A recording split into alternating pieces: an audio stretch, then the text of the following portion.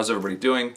In today's video, I'm just going to quickly discuss how I take care of and maintain the wood on my fretboards.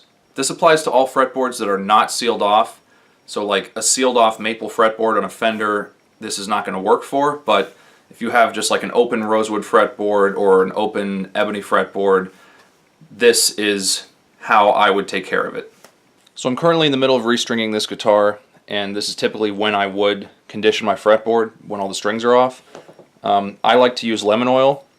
In my experience, lemon oil is lemon oil, but I like to use this Dunlop 65 because it comes in a bottle that has its own applicator pad. This one's actually pretty old, so these last quite a while, the amount that's in here.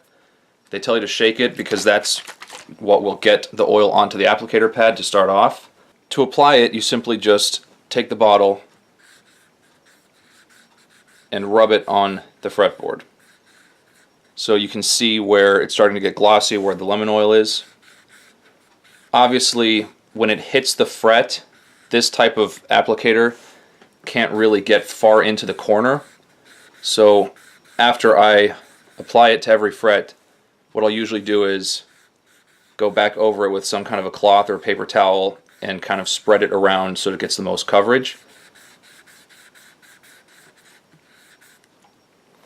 But what you want to do is just get the bulk of the wood to start off with. As you get up to the higher frets and the spacing becomes smaller, you have to just be more careful and make sure that you're getting as much of the wood as you can between the frets, because it'll kind of push the applicator up and off of the wood with how tight the frets are. When the fret spacing gets really tight, sometimes you can tilt the bottle or tilt whatever applicator you're using to go between the frets, and you can even dab it down as long as you're not splashing it all over the place. Just give it a light dab and some of it will come down onto the wood. So now that the lemon oil has been applied, what I'm going to do is take a cloth, or in this case just a paper towel, and rub it around the frets until I can see that the oil has gone all the way to the fret wire, and that way I know that it has full coverage. And because I started applying it at the top, I'm going to start at the top with the cloth. And it really doesn't take much, because once it starts to soak into whatever cloth or paper towel that you're using, the lemon oil will easily spread. So you can see that on those first few frets, it is covering all the way to the metal, which is what you want.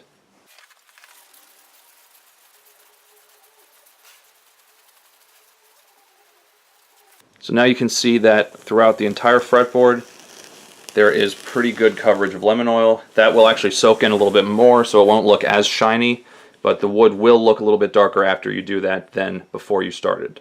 Now obviously lemon oil will not absorb or evaporate off of the actual finish on the back of the neck, so when you're applying it, if you went a little bit over the edge, which happens often, and there's a little drop of lemon oil, maybe like on the binding if you had binding, or just on the edge of the fretboard, what I like to do is take a totally clean paper towel, a dry one, and just run it across the neck, kind of just how my hand would be, to make sure that it's not going to leave a drop, and then when you're playing it the next time, you feel this oily, slick spot, and it's not very pleasant.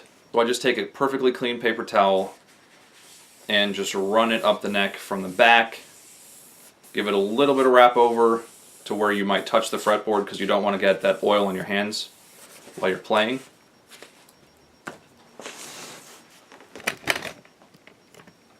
And you're done. So that's it. That's how I oil all my fretboards. Depending on how often you use the guitar, you're not going to have to oil it every time you change strings, but it's something that you should be aware of. If it starts to feel like your fretboard is getting dry, I would always just make a mental note of that and oil it the next time you change the strings.